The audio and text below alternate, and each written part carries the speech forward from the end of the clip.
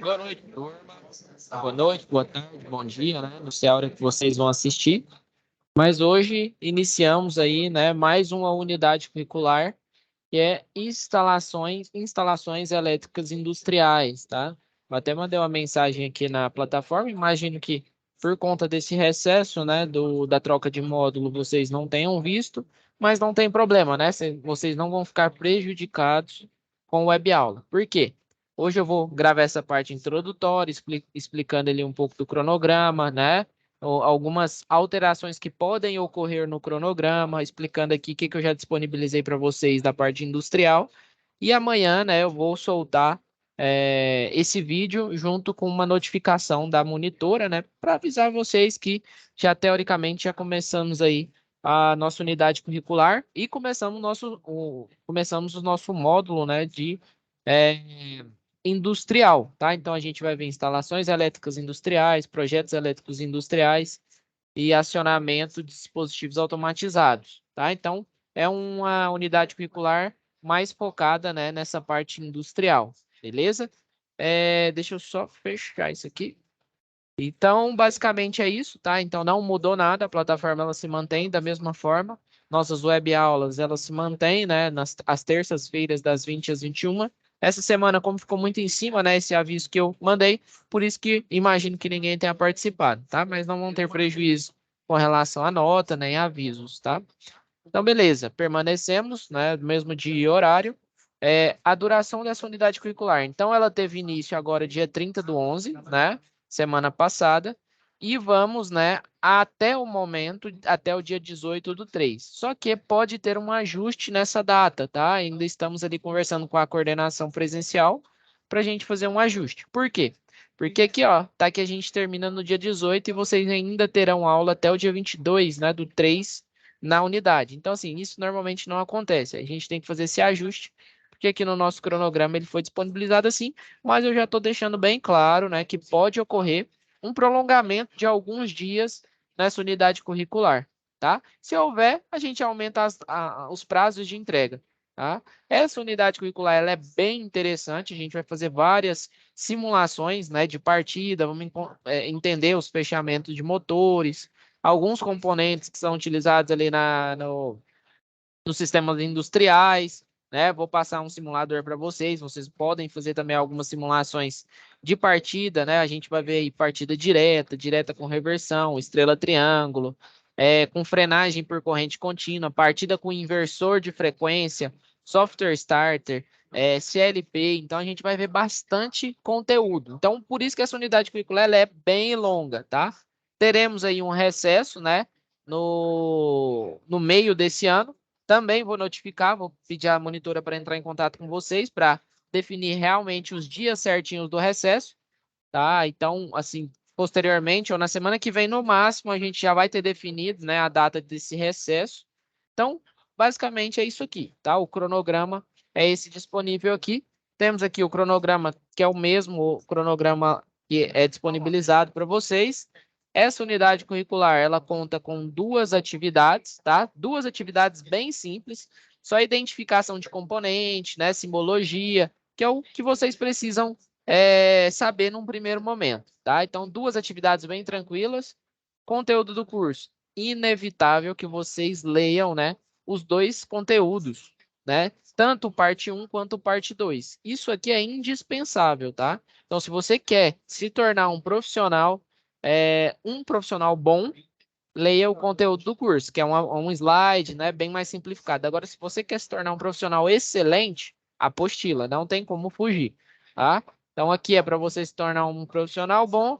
A apostila, que é um conteúdo mais detalhado, né, para vocês entenderem, né, os pormenores dos componentes, a apostila do curso, tá? Como material complementar, que eu sempre disponibilizo para vocês. Tem aqui, ó, 3 materiais. O primeiro é um do que a gente vai acompanhar na hora de entender fechamento de motor, entender os componentes, que é o que eu mostro na aula que eu vou estar disponibilizando para vocês. Como não apareceu ninguém na aula de hoje, então não faz sentido eu dar uma aula de 1 hora para ninguém, né? Porque não vai ter pergunta, não vai ter ninguém falando. Então, o que eu vou fazer? estou fazendo essa parte introdutória e vou juntar com outra aula que seria do mesmo conteúdo. Eu só iria repetir o que eu falei na aula que eu vou deixar para vocês junto a essa aqui, tá? Então, essa aula aqui é só para vocês se interarem de como está a plataforma e a próxima aula na verdade, não é próxima aula não, né? E a continuação desse vídeo é a aula propriamente dita do que eu ministraria para vocês, tá? Então, é só para mim não ficar me repetindo, não ser repetitivo, tá? Então, o curso em si, eu tenho o curso todo gravado. Por que que eu ministro a web aula? Porque, normalmente, eu ministro a aula e vão ter perguntas durante a aula, tá? Quando tem essas perguntas, aí eu vou sempre interagindo, respondendo, né? O curso inteiro da eletrotécnica eu já tenho gravado. Se não aparece ninguém, o que que eu faço? Faço uma introdução e depois posto, né? Essas web aulas já gravadas, para a gente não ser repetitivo, né? E pode ser que em uma dessas web aulas gravadas eu tenha algum aluno que pergunta algo que possa interessar para vocês, então fica um pouco mais dinâmico, tá? Então, basicamente, esse é o conteúdo que a gente vai seguir num primeiro momento, até a parte de fechamento de motores, tá? Fechamento de motor 3 pontos, fechamento 3 pontas não tem fechamento, né? Que é as fases R e ST. Aí tem a fechamento de 6 pontas, 9 pontas, 12 pontas. Todos esses princípios a gente vai estudar, tá? Então a gente tem bastante tempo para trabalhar essa unidade curricular. Não se preocupe com o conteúdo que vocês vão ter bastante conteúdo, né? Eu gosto até de mostrar uma das turmas que eu acompanho de instalações elétricas, que é essa aqui, ó, para vocês verem mais ou menos o quanto de conteúdo nós temos, ó. É uma turma lá de Lajeado. Então, aqui, ó. Olha o tanto de web aula que nós temos. Eu falo sobre componente, que é essa aqui, ó, a aula que eu vou postar para vocês, sobre os componentes industriais. Aí tem partida direta com reversão, fechamento de motor, uma aula só sobre fechamento. Partida estrela triângulo, partida compensadora, frenagem, controlador lógico programável. Então, assim, ó, tem inúmeras web aulas já gravadas, tá? Então, tem conceito de inversor, simulação lá no CAD Simu de inversor, conceito e simulação de software starter também no CAD Simu. Então, tudo que você imaginar de partidas de motores, eu tenho aqui aula já pronta, né? Com alunos fazendo perguntas, que podem ser as perguntas de vocês. No caso vocês não assistam, né? Eu sempre faço essa introdução e junto com outra aula que já foi ministrada para não ser repetitivo, beleza? Então, basicamente, na de vocês, né, tem esse conteúdo complementar. Temos aqui ó, um conteúdo que é muito importante que vocês tenham impresso, né, ou no celular, que são as simbologias industriais, tá? Então, aqui a gente tem simbologia de contador, de chave comutadora, chave seletora, de fusíveis, de relé térmico, tá? Todos esses componentes vocês vão aprender ao longo dessa aula aqui, né? O que é um relé térmico, o que é uma contadora, o que são os disjuntores, o que são os fusíveis. Nessa aula em si, eu já vou colocar, né, o complemento, que é falando sobre esses componentes. Então, aqui tem todos os componentes, ó, motor de indução, motor de rotor bobinado, todas as simbologias, ó, botão, né, botoeira aí, ó, botão de comando tipo cogumelo, com trava, sem trava, do tipo pulsador, com sinaleiro, né, tem várias simbologias industriais, tá? Então, isso aqui é o fino, tá? Então, se você quer aprender industrial, tenha isso em mãos, tá? E leva isso lá presencial, porque vocês vão fazer prática e vai ficar muito mais fácil você lembrar, né? Fazer uma leitura de diagrama se você já tiver isso aqui em mãos, tá? Então, isso aqui é uma cartilha que eu deixo para vocês, né? Uma carta na manga. E por fim, temos aqui, né, o CAD Simu, que é um software de simulação industrial bem completo, tá? Ele é um software que você não precisa instalar no seu computador. Você baixa e executa. Como que você faz isso? Ó, baixei, é um arquivo .zip, né? Então eu tenho que ter um descompactador. Clico aqui, clico nesse executável. Quando eu executo ele, ele tem mais ou menos essa cara aqui, tá? Durante essa unidade curricular, a gente vai aprender exatamente, né, como utilizar simulação com inversor de frequência, simulação partida estrela triângulo, software starter. Então, assim, só para vocês terem um exemplo, né? Aqui, ó, deixa eu entrar aqui numa turma. Aqui, específico 2, né, galera? Aqui, ó, partida direta com reversão. Então, você consegue aqui, ó, colocar alguns elementos, né? Você consegue fazer tanto a parte de simbologia, quanto a parte, né, que seria o acionamento mais prático. Arma os disjuntores, ó. Aí você consegue armar os disjuntores no 3D e fazer a simulação no real. Ó, acionar o motor girando para o sentido horário. Aí eu desligo, ligo para o sentido anti-horário. Então, isso tudo eu vou fazer com vocês, passo a passo, né? Só que antes de fazer isso, a gente tem que entender os componentes. E essa aula de hoje é focada nos componentes. Posteriormente, a gente vai fazendo a nossa simulação, tá? Então, é isso que vocês têm aqui na plataforma. Espero, né, que a gente tenha um bom módulo específico 2. Esse módulo é um módulo que tende a ser mais legal, né, de se desenvolver, né, porque a gente vai ver bastante indústria, pneumática, hidráulica, acionamentos, software start, parametrização de inversor de frequência, acionamentos com CLP. Então, assim, isso aqui é o que vocês, né, vão ver se vocês forem trabalhar nas indústrias, tá? Então fiquem com a aula aí. Qualquer dúvida que surgir, manda mensagem no chat, né? E na semana que vem, do dia 12, aguardo vocês aí na nossa web aula. Tudo EAD, tá? Então daqui para cima, né, tá tudo bem tranquilo, né? A gente vai ter bastante tempo para trabalhar. Hoje eu vou começar com vocês essa parte de fundamentação teórica, tá? O que que é essa fundamentação teórica? Então, a gente vai utilizar essa apostila aqui, né? Ela fala sobre circuitos elétricos industriais, ela traz bastante informação, tá? Então, ela foi feita aí pela CCA Materiais Elétricos. Ela, no item 1, né, só a introdução, falando que quem fez. Item 2, ele fala um pouco sobre a segurança, né, quando a gente está falando de parte elétrica em si, né, a gente tem que prestar bastante atenção com relação à segurança. Aí ele diferencia dois tipos, né, de segurança. Segurança no projeto, né, que ele está relacionado aos sistemas de proteção, então a utilização de disjuntor, de utilização de relé térmico.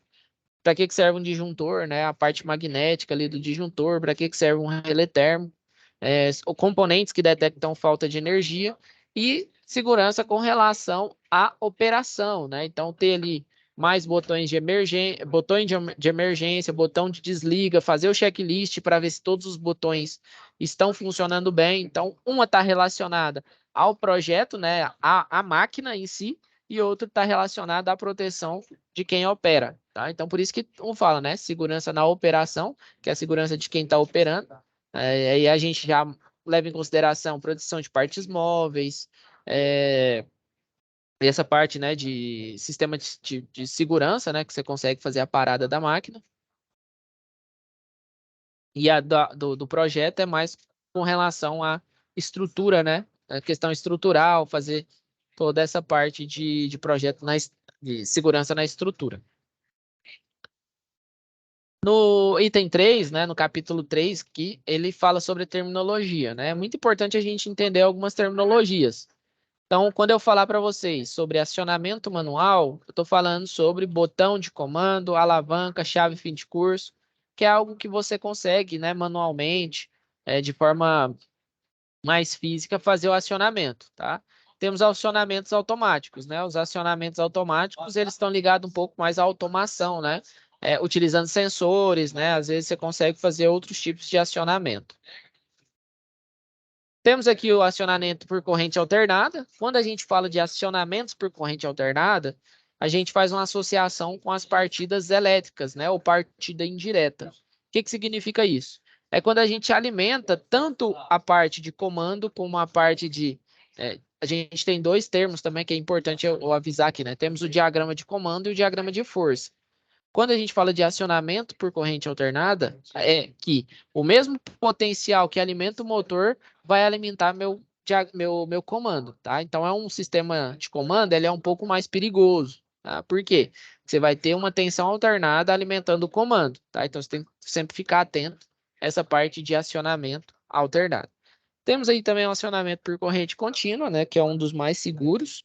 Então, você consegue fazer acionamento de contatora, né, se ela tiver uma bobina que suporta, né, esse tipo de acionamento por corrente contínua. Também está ligado, né, aos acionamentos eletrônicos, utilizando aí CLP, software starter, inversor de frequência. Então, você coloca uma botoeira lá que ela vai só acionar com 24 volts, né? Quando 24 volts, quando você faz um acionamento por 24 volts, se você encostar um no outro, você vai ver o quê? Uma fumacinha, né? Se você tiver um acionamento por corrente alternada, vai dar um pipoco. Né? Então, tem essas diferenças de acionamento. Capacidade de interrupção, né? O quanto os contadores, disjuntores e chaves seccionadoras podem interromper as conduções, né? Categoria de emprego, classificação de dispositivos de carga de acordo com a finalidade, curva de atuação dos disjuntores, né? Então, isso aqui vocês já viram lá em predial. Curva B, curva C e curva D. B, ele exporta até lá 5 vezes a corrente nominal por uma certa quantidade de tempo. C, acho que era de 7, se eu não me engano. E D era de 20, não, esse aqui era de 10 e esse aqui era de 20, né? Tem essas divisões, tá? Circuito auxiliar ou de comando, tá? Então, isso aqui é muito importante, ó. Esses dois itens aqui são cruciais. Quando a gente fala de um acionamento industrial de motor, a gente divide, né, em dois circuitos. Um circuito é o circuito de força, né, ou o circuito principal, que alimenta o meu motor, e o outro circuito é somente um circuito de comando, onde eu pego, né, e faço a lógica de acionamento. Ah, eu quero uma partida direta. Não, eu quero uma partida que funciona através de um fim de curso. Então, é nessa parte que eu defino qual o tipo, né, qual a lógica de acionamento que eu quero. Na outra partida, ele é meramente, né, uma partida que alimenta o meu motor, tá? Então, ele tem esses nomes, né? Circuito auxiliar ou de comando. E no outro, ele até poderia colocar aqui, ó, circuito principal ou de força, tá? Que é o que tem a função de conduzir corrente lá para o meu no sistema. Outra informação importante é sobre os contatos, né? Então, normalmente, quando você vai ter lá vocês vão ver bastante, que são as contatoras. Na contatora, né? Muitas dessas contatoras só tem um contato fechado, né? Porque facilita, normalmente aberto. Porque facilita, né? Você consegue somente com uma contatora, sem nenhum disjuntor, sem nenhum contato auxiliar, fazer uma partida direta, tá? Então, quando a gente fala de contato, né, nós temos aí os contatos normalmente abertos e os normalmente fechados.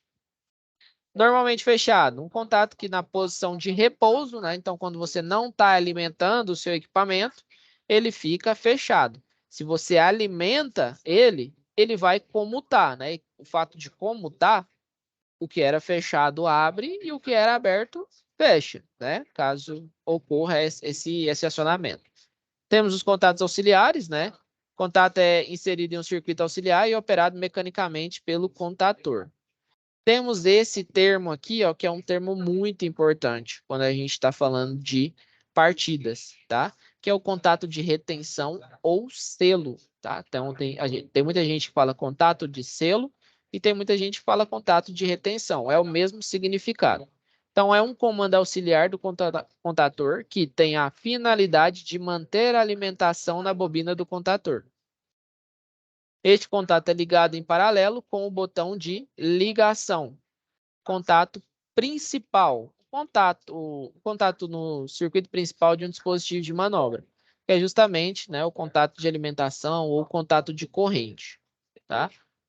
Contato inserido no circuito principal de um contator, previsto para conduzir na posição fechada, a corrente desse circuito.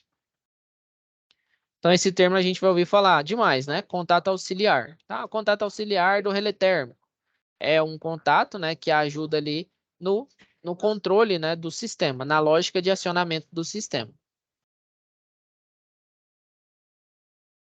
Tem uma aula aqui que eu ministro ela lá em predial. Deixa eu ver se eu encontro ela aqui. Tem alguns vídeos importantes. Só um minutinho que eu vou ver se eu encontro ela aqui. Predial é o esquema 9.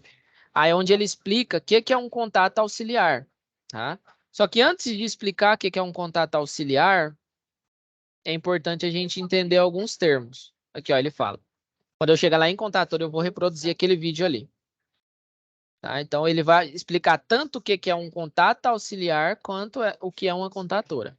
Corrente de curto-circuito, né, que é quanto um circuito ele consegue suportar quando a gente tem ali um curto-circuito, tanto o que é um curto-circuito, né, encostar fase neutro ou um fase-fase. Isso aí a gente considera um curto-circuito. Temos sistemas de proteção para isso. Quando eu mostrei para você lá um disjuntor termo, que é a proteção utilizando o bimetálico, né, proteção contra sobrecorrente, e magnético, né? Quando eu falo que é um termomagnético, ele tem proteção térmica contra sobrecorrente e tem proteção magnética, que é contra curto-circuito, tá? Então, é através daquela bobininha que fica dentro do disjuntor. Corrente nominal, que é a corrente de operação, corrente de partida, que normalmente é isso aqui que a gente estuda, né?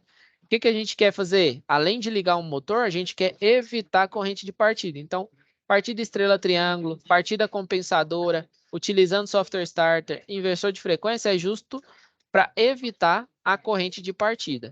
Que ó, quando eu falo de corrente de partida, a gente tem alguns gráficos. Ó, tem esses gráficos aqui, onde aqui ele mostra, né, qual que é o RPM e aqui ele mostra a corrente nominal de ação de trabalho do motor. Quando a gente parte, né, um motor em partida direta, a gente tem uma corrente de partida, às vezes, né, de 7 a 10 vezes maior do que a nominal. Então vamos supor que você tem um motor de 10 amperes. Se você parte ele de forma direta, né, só liga ele vai ter uma corrente de partida aí muito alta. Quando você parte em estrela triângulo, você já tem uma diminuição nessa corrente de partida. E software starter, que é uma partida eletrônica, você já suaviza muito mais essa corrente de partida. Então, tudo que a gente faz é justamente a fim de diminuir essa corrente de partida, tá? Então, temos aqui outros gráficos, partida direta, partida estrela triângulo, partida software start. Tá? Então, a gente tem a intenção de diminuir essa corrente aqui. Então, por isso que existem várias técnicas de partida. Sobrecarga, né? Vamos supor lá que seu motor está com o rotor travado, aí você tem que ter um dispositivo para proteger contra sobrecarga. Nível de isolamento é uma característica do motor, né? IP30, IP50, né? Que tem ali um nível de proteção contra pó, contra água. Partida lenta, né? Então tem essas classificações, né? Se você precisar partir um motor rápido, o que você tem que utilizar? Partida direta, tá? Que demora quanto tempo você partir um motor estrela triângulo? Em média, aí, 10 segundos. Partida compensadora, em média, 15 segundos. Partida estrela, série paralelo, que é um tipo de fechamento também. Em média, 10 segundos. Temos as proteções dos motores, né? Quando eu falar de proteção, temos vários tipos, né? Temos o relé térmico, que é o mais utilizado, né? Que ele funciona aí contra a sobrecarga. Dentro do relé térmico, ele tem um bimetálico também, né? Então, quando aquele bimetálico ele sobreaquece, ele faz uma torção e desarma o equipamento, tá? Sondas térmicas, né? Que é uma parte aí de proteção. Temos os fusíveis, né? Também protege contra corrente, sobrecarga, né? Disjuntor também que faz essa proteção, tá? E temos alguns tipos de disjuntor. Tem o disjuntor convencional, tem o disjuntor de caixa moldada, temos o disjuntor motor, né? Então temos alguns tipos de disjuntor. Seletividade, né? Então é a capacidade de poder fazer manobras, né? Em um segmento, tá? De circuito. Vida útil mecânica, tá ligada aí mais nessa parte mecânica. Desgaste do equipamento, número de manobras sem carga, né? Então é mais de uma parte mais mecânica, né? Estrutural. Beleza, então finalizamos aí essa terminologia, né? Eu expliquei para vocês aí de uma forma mais geral cada item da terminologia. Ele começa agora para os materiais utilizados em painéis elétricos, tá? Então, quando você for lá na prática, né, ver como é que funcionam os painéis elétricos, basicamente vão ser compostos, né, por esses equipamentos. Então, temos aí os botões e chaves de comando. Quando a gente fala de botão e chave de comando, a gente tem aí botoeira do tipo pulsador, né? Então você apertou, ela comuta os contatos, né? Soltou, ela retorna para o estado natural. Temos aí as com travas, né? Que é a tipo cogumelo, você pode aperta, ela permanece, né? Travada, aí você tem que girar ela para soltar. Temos aí algumas que você também tem tranca, né? Você pode trancar elas aí. Tem as seletiva, tem as com sinalização. Temos aí o on-off, né? Que é a botoeira on-off. Então, você pode tanto ligar quanto desligar, tá? Tem essas aí, tá? Essa aqui já vem com LEDzinho, né? De sinalização. Chave fim de curso, né? Para que serve a chave fim de curso? Dou exemplo de portão, né? Se tiver um portão industrial, um portão eletrônico industrial, você já tem lá o imã, né? Mas eu não quero usar o imã, não. Quero usar um equipamento que se chama fim de curso. O que que acontece? Nos fim de curso, a gente tem um contato comum. Deixa eu mostrar aqui, ó, no Paint. Nós temos aqui, ó, um contato internamente dele aqui, ó. A gente tem isso aqui, ó, 3 contatos, onde a gente chama esse de comum e um que fica ligado aqui, ó. É melhor você colocar assim, ó, aqui, aqui e aqui. Então aqui a gente tem o comum, o NF, que é o normalmente fechado, e o NA, normalmente aberto. E aqui tem um sistema, né, que fica bem aqui, ó, encostando. Então, seria um condutor, né? Então, vamos supor que eu chego aqui com uma fonte, né, uma fonte alternada. E aqui, ó, eu tenho uma lâmpada. Se eu aciono, né, às vezes eu tenho um equipamento mecânico e aciono o meu relé. O que que vai acontecer? O meu fim de curso. Então, acionei meu fim de curso, o que era fechado vai abrir. Esse aqui está aberto, esse aqui está fechado. O que era fechado vai abrir. E o que era aberto vai fechar. Então, esse aqui sai daqui, né? E aciona aqui embaixo. Então, eu vou conseguir ligar minha iluminação. É assim que funciona um fim de curso. Então, tem um central, aí tem um aberto e um fechado. Se ele está sem acionamento, né? Ele fica no estado natural. E se eu aciono, ele comuta, né? É essa barrinha aqui, ó, mecanicamente. Ele desce e vai acionar aqui, como se fosse um interruptor, né? O interruptor, ele tem essa característica. Tem um comum no meio, um aberto e um fechado dos outros lados. Quando é interruptor paralelo, né? Agora, o interruptor normal só tem um no meio e um na lateral. Temos vários tipos, né? O fim de curso convencional, o de rolete, né? Então, tem vários tipos, né? Então, às vezes, você pode colocar um fim de cursinho desse aqui para identificar que uma caixa chegou. Então, você tem uma esteira, né? Aqui, ó, vou colocar aqui. Você tem lá uma esteira. Opa. Você tem aqui uma caixa andando nessa esteira. Vou colocar em azul. E aqui você tem, né, um fim de curso, ó. Ele é uma roletinha aqui. Aí a caixa vai chegando, vai chegando. Quando ela encosta, o contato que era fechado, abre. Não, o contato que era aberto, né, fecha, que é o caso desse aqui. Quando ele fecha, ele desaciona, né, minha esteira, né? E eu posso fazer alguma ação com esse equipamento, vir com um braço mecânico, pegar, né? Então, tem vários tipos, né? Isso aqui, ele é mecânico, puramente mecânico, né? Hoje em dia é feito tudo em sensor, né? Sensor capacitivo, sensor indutivo, tá? Mas dá para utilizar esses equipamentos mecânicos aqui. Sinalizador, né? Então, a gente tem os sinalizadores aqui de atenção, funcionamento, que está desligado, que está energizado, você pode utilizar. Temos esses aqui, né, que também tem saída sonora, né, então ele quase como um giroflex aí, consegue fazer esse acionamento. Temos os disjuntores, né, então quando a gente fala de um acionamento, nós temos os disjuntores. E quando a gente fala de disjuntor, nós temos aí dois tipos, né, de disjuntores convencionais nas indústrias, que seriam o disjuntor mais convencional, que é o disjuntor de caixa moldada. O que significa isso? Então, o nível de proteção dele é maior, a classe de corrente, a corrente nominal que ele suporta é maior, e você consegue fazer alguns testes, né, no equipamento para ver se ele está em pleno funcionamento, tá? Então, ele tem uma característica de suportar uma corrente um pouco maior do que os disjuntores convencionais, que é da classe DIN, lá do tipo NEMA, né, ou DIN, tá? Ele tem mais ou menos essa aparência. Mas também podemos utilizar um disjuntor convencional se ele suportar aquela corrente, né? Se a gente está utilizando um motor pequeno, às vezes para fazer um acionamento de uma motobomba de hidromassagem. Beleza, posso utilizar um disjuntor convencional. Esses de caixa moldada, eles, além de ter esse nível de proteção, né, IP50, né, que são níveis de proteção, eles normalmente conseguem suportar uma corrente um pouco maior, tá? Então, quando você for numa indústria, a gente vê aquele disjuntor gigantesco lá, normalmente é um de caixa moldada. Aqui, né, a gente vai chegar agora nas novidades. Muito do que eu falei já é conhecido, né, por vocês. Agora a gente vai chegar nas novidades, que é sobre a contatora, né, o contator.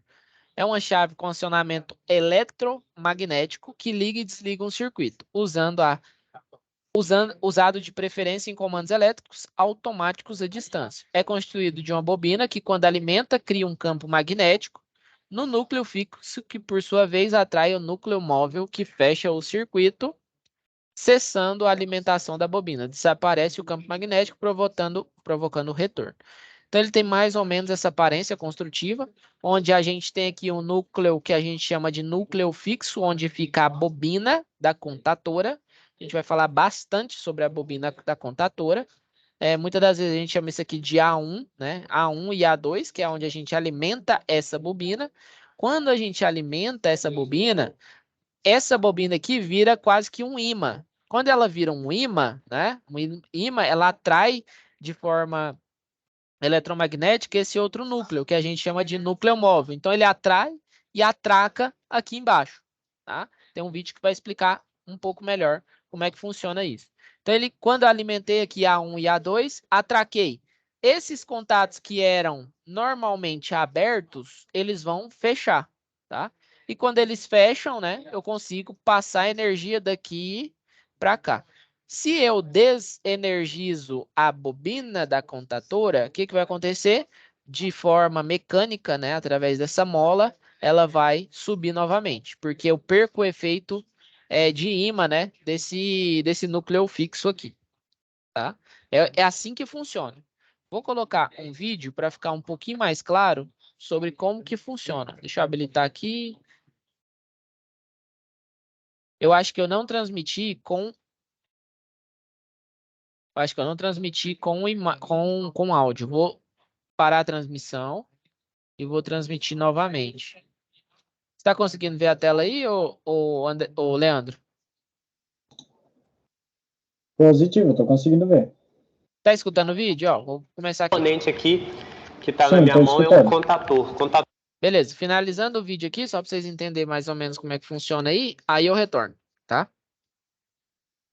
O contator é um componente usado em comandos elétricos para acionamento de máquinas elétricas, motores principalmente, ok? O contator, ele é uma chave automática, né? Uma chave também chamada de chave magnética, porque ele trabalha com efeito magnético, né? Que eu demonstrei em outras aulas aí para vocês. Trabalha com os efeitos do eletromagnetismo. Então, contator, ele possui contatos principais, contatos de carga, que são utilizados para ligação diretamente aí dos motores, ok? Da parte de carga, né, que vai funcionar o motor.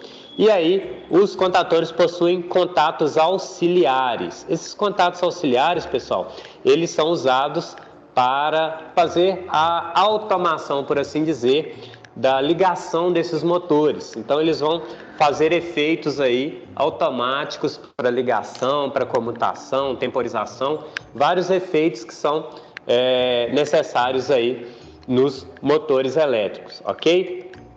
Ele possui contatos normalmente fechados e contatos normalmente abertos. Quer dizer que no estado normal, né, do contator, que seria esse estado desenergizado, alguns contatos estão fechados e alguns contatos estão abertos.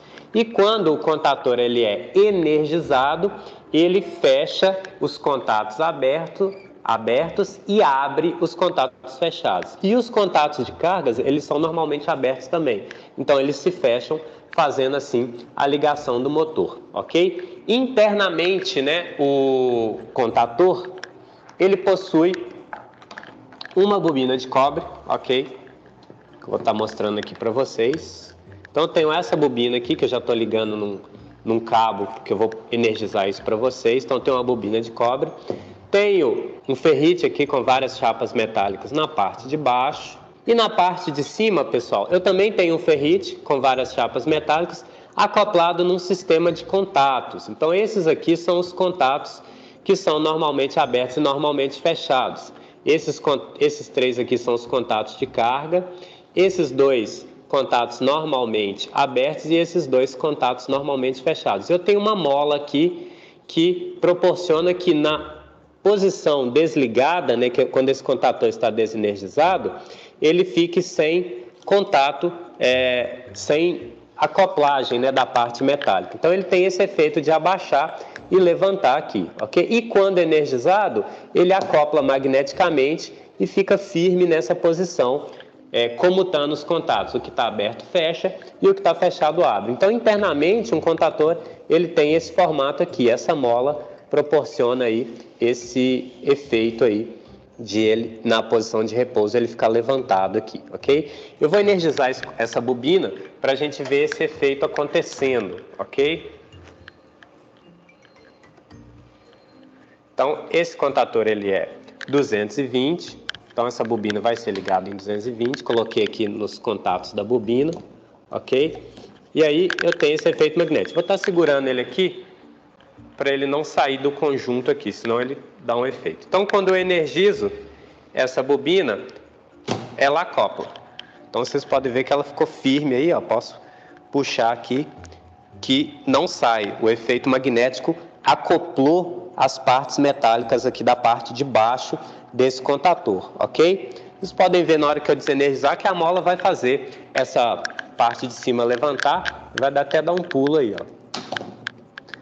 Ok? Então, esse é o contator por dentro. Então, eu tenho aqui uma bobina metálica e um sistema de contatos que se abrem e se fecham, ok? Então, vou energizar mais uma vez para a gente ver isso aí.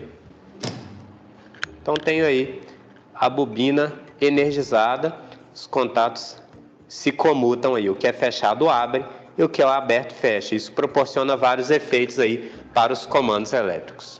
Ok, pessoal? Então, esse é o contator. Então, aí vocês viram, né? Que eu mostrei para vocês. Outro item importante, né? É importante que vocês entendam, né? Sobre o contato auxiliar. Vou passar aqui também rapidinho, né? Só para vocês conceituar, né? Tudo que a gente vai fazer é justamente utilizar contatos auxiliares e contatores. Então, hoje é muito importante que vocês já saiam com esse entendimento aí, claro, tá? Sobre contatos auxiliares ou bloco de contatos auxiliares, como também é chamado de bloco de contatos aditivos, beleza? Mas antes de eu te ensinar isso, ó, já compartilha com os teus amigos aqui nos grupos do WhatsApp, envia para todos os amigos que você conhece aí e acredita que eles podem aí aprender no vídeo de hoje, tá bom? Aproveita também, já confere aqui se a sua inscrição está feita no canal, ativa o sininho das notificações e sem dúvida deixa o teu like aí pra gente, porque agora nós vamos rodar a vinheta e vamos voltar aqui para aprender então.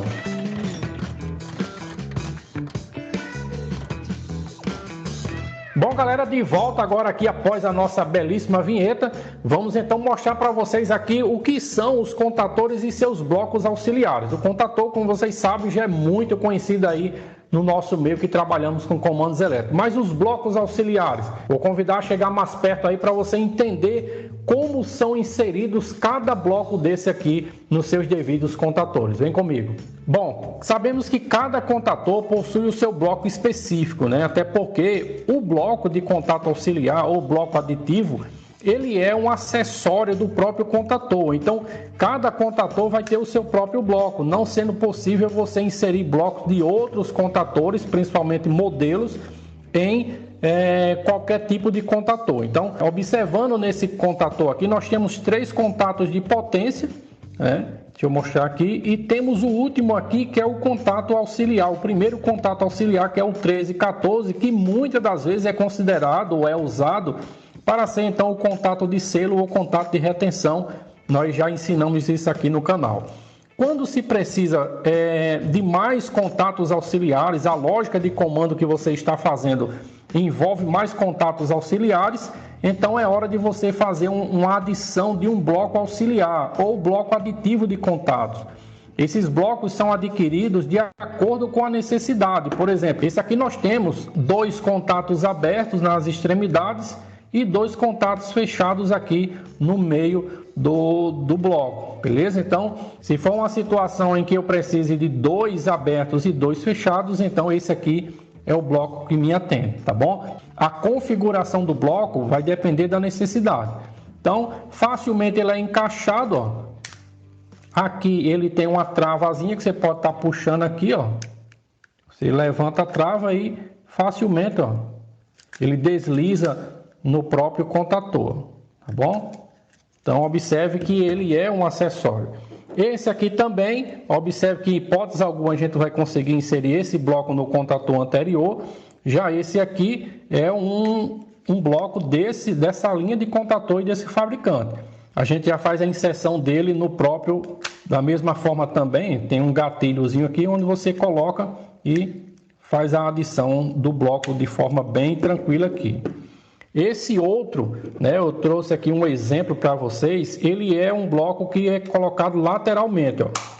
Coloquei aqui, agora automaticamente, de forma mecânica, esse conjunto de contato NA e NF, agora ele faz parte do próprio contator, ele foi inserido lateralmente, também há essa opção. Já esse aqui também possui a opção de inserir o bloco, ó, tá vendo? Mesma coisa, um gatilhozinho, você puxou para cima, o contato, o blocozinho sai. Esse outro também, dessa linha de contatores da WEG, ele também possui a opção de você fazer inserção de contatos, só que de forma um pouco diferente, né? Ele é unitário. Esse modelo aqui é unitário, você consegue inserir, eu preciso de um bloco de contato NF, então eu compro somente o bloco de contato NF. Esse outro também, essa outra linha de contatores, também possui blocos auxiliares. Observe que ele tem 2 gatilhozinhos aqui nas laterais, ó, que você pressiona aqui e facilmente é retirado, ó. Já essa linha de contatores aqui, também do mesmo fabricante, WEG, ele já possui, dificilmente você vê contatores que vêm com um contato NA e um contato NF. Esse aqui já vem com os 2, né? Tanto dá para você fazer o selo, como dá para fazer o intertravamento, porque ele já vem com um bloco, um auxiliar NA e um auxiliar NF. Ele também possui contatos aditivos, né? Nós não vamos ter aqui, mas eu vou pedir para colocar as imagens. Você vai ver que ele tem blocos de contatos aditivos tanto na parte frontal como na parte lateral, conforme você acompanha aí na tela, tá bom? Já esse aqui eu vou mostrar para vocês, já é um pouco mais bruto aqui, ó. Uma criança aqui de 500 amperes. Ele, original, ele não vem com nenhum contato auxiliar, exceto um que tem na própria bobina aqui, depois eu mostro para vocês. Mas ele vem a opção de você inserir lateralmente aqui, ó, o bloco, tá bom? Tem aqui essa parte, você insere, ó. Pode inserir até 2 blocos de contato, tendo a possibilidade de ter, então, aí 8 contatos auxiliares lateralmente aqui, ó. Bom, galera, como vocês viram aí... Acho que já abrange aí o que a gente precisava ver. Então, né, basicamente ele tem essa parte construtiva, né? A gente teve o outro layout, né? Cada contator ela vai ter um layout das molas, as outras eram 2 molas laterais, né? Que ele fez a simulação, mas no geral ele tem essas aparências, né? Alguns trazem com eles, né? Um contato normalmente aberto ou um contato normalmente fechado. Tem alguns que tem o normalmente aberto e fechado, né? Mas tem essa aparência. Depois dos contatoras, né? Que são os elementos mais importantes, né? Nas lógicas de atuação, né, das nossas partidas, nós temos aí o relé térmico, né? Para que serve o relé térmico? O relé térmico, ele é um sistema, né, que eu até comentei com vocês, que ele tem aquela função de abrir, né, o meu sistema, ele fica ligado diretamente ali no motor para verificar se o motor está com algum problema de sobrecarga, né? O que seria sobrecarga? Vamos supor, né, que você está lá com seu rotor travado. Então, ele vai começar a sobreaquecer.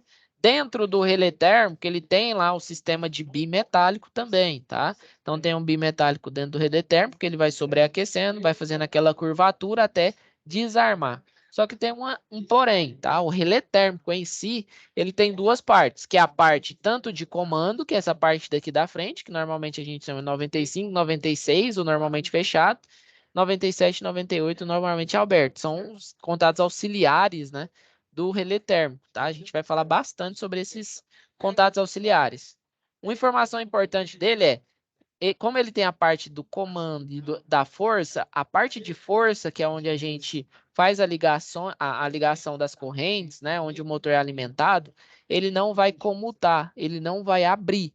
A única parte de um relé térmico que abre são os contatos auxiliares, tá? Então, quando ele é acionado, quando ele sente, né, o bimetálico dele sente o que o motor está sobreaquecendo, né? Então, ele vai abrir os contatos. Então, toda vez que nós formos, né, fazer uma partida, sempre ficar atento em colocar os contatos auxiliares do relé térmico na nossa partida, tá? Basicamente isso. Então, ele é um equipamento, né? Tem vários ajustes dentro nesse equipamento. Ele tem aqui um ajuste. Normalmente ele está aí na casa de, vamos supor que um relé térmico seja de 10 amperes. Aí ele vem configurado de, sei lá, 8 a 12 amperes. Você consegue ajustar exatamente qual que é a corrente do motor, né? Que garante mais precisão na sua, na sua utilização. Normalmente, né, tem muitas pessoas que colocam aí, vamos supor que seja de 10. Você vai ter que ele suporta até 25%, né? Você tem que colocar o valor de 25%. Então seria 1.25, né, ou 1.20, tá? Então você tem que configurar, se o seu motor é de 10 amperes, você vai girar aqui, ó, o relé térmico até onde ele suporte um pouquinho a mais, né, que seria ali um nível de, para ele não ficar desarmando o tempo todo, tá? Porque se você colocar ele exatamente no nível correto, ele vai atingir aquela corrente e vai, né, acionar o bimetálico. Então, o ideal é que você coloque sempre ali o 20% a mais, tá? Então, além disso, né, tem alguns modos de operação, né? Tem um modo de operação manual e automático. O que que significa isso? Se for manual, se ele tiver no modo manual de atuação, quando o bimetálico acionar, né, quando o motor ocorreu uma sobrecarga no motor e ele acionar, quando o bimetálico voltar para o estado natural, ele continua desacionado, né? Então você vai ter que ir lá no relé e apertar o botão aqui para ele voltar a poder ser reacionado, tá?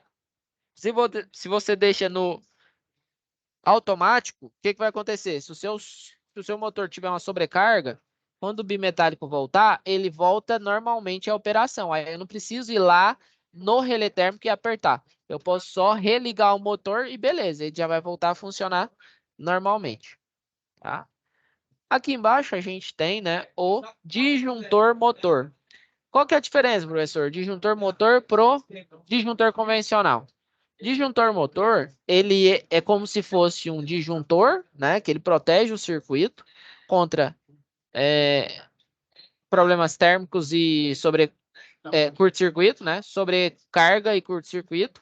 Mas ele tem também a configuração de corrente como se fosse o relé térmico, tá? Então, ele tira a necessidade de você colocar um relé térmico, porque você consegue fazer esse ajuste no próprio disjuntor, né? Que é uma capacidade que o disjuntor convencional não tem. E ele tem algumas possibilidades de teste, né? Da mesma forma que esse aqui tem, ó, a possibilidade de você testar, você também consegue testar esse outro equipamento. Tem uns que eles também têm, né, o contato auxiliar para você colocar no comando, tá? Não é todos, mas tem alguns que têm essa possibilidade de você colocar, né, o 95, 96 do relé térmico aqui no disjuntor motor, tá? Então, quando você utiliza um disjuntor motor, ele meio que tira a necessidade do relé térmico. Mas o relé térmico, ele é mais utilizado porque ele é muito mais barato, tá?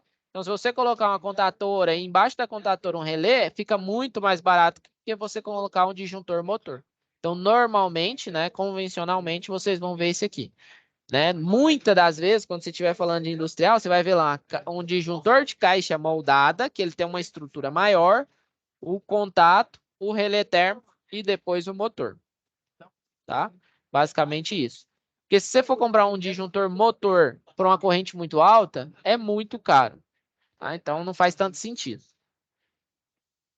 Depois nós temos, né, o temporizador, né? Temporizador a gente vai utilizar bastante, por quê? Quando a gente está fazendo a partida direta, a gente não importa, né, o tempo. Ele vai partir ali na tensão nominal de trabalho e vai trabalhar daquela forma. Mas quando a gente está fazendo partidas estrela-triângulo ou partidas compensadoras, faz-se necessário, né, a utilização de temporizador. Por quê? Porque a gente vai partir em um fechamento e depois vai comutar para outro. E o que vai fazer essa comutação? É justamente o relé térmico, o temporizador, que ele vai contar um tempo e depois comuta, né, os seus contatos auxiliares. Lembrando que todos os componentes, né, a maioria desses componentes que eu mostrei para vocês, funcionam através de contatos auxiliares, que é, quando ele aciona, eu vou trocar, né, de normalmente fechado para aberto. Aí depende da lógica com que eu vou manipular o meu sistema. Aqui ele mostra como é que funciona um temporizador, tá? Então aqui ele mostra um temporizador eletrônico, né, que é acionado por eletricidade, e pneumático, né? Você joga uma pressão, aí ele começa a contar o tempo, né? Existe bastante também. Essa parte pneumática a gente vai ver lá em acionamento de dispositivos automatizados. Como que funciona um temporizador?